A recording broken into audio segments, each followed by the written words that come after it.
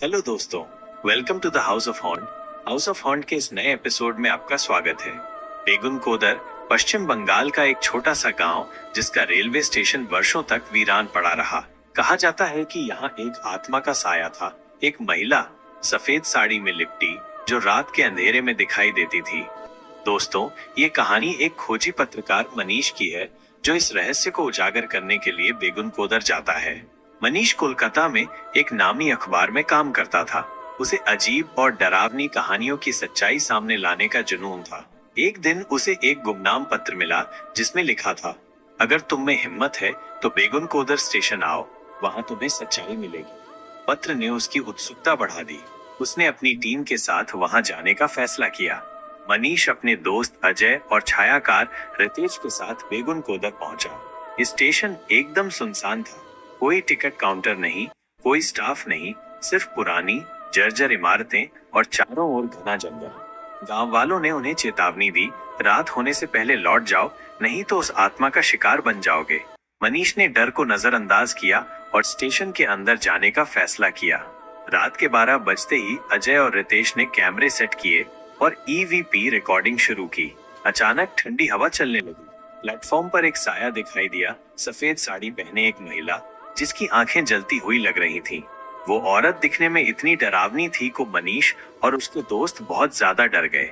फिर भी मनीष ने हिम्मत जुटाई और पूछा कि कौन हो तुम? महिला की भयानक हंसी गूंज उठी।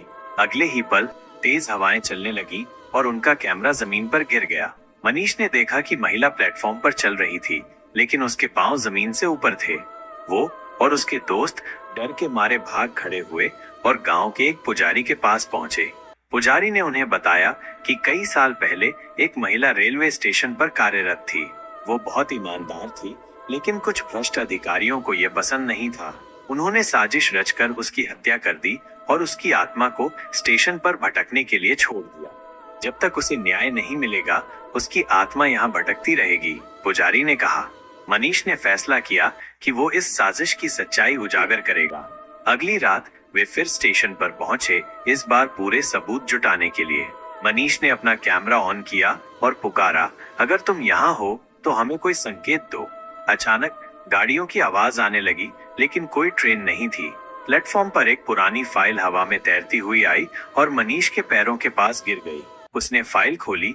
ये रेलवे अधिकारियों के नाम और उनकी साजिश से जुड़ी थी। जैसे ही उसने ये पढ़ा, आत्मा जोर से चीखी। हवा में एक आकृति बनी और फिर धीरे धीरे गायब हो गई। मनीष ने वो फाइल अधिकारियों तक पहुंचाई और मामला फिर से खोला गया। दोषियों को सजा मिली और धीरे धीरे बेगुनकोदर का डर कम होने लगा। कुछ दिनों बाद मनीष को एक सपना आया। वो महिला मुस्कुरा रही थी, जैसे कि उसका बदला पूरा हो गया हो। उसके बाद स्टेशन फिर से चालू हो गया, लेकिन आज भी कुछ लोग दावा करते हैं कि उन्होंने देर रात वहां एक सफेद साड़ी वाली औरत को देखा है।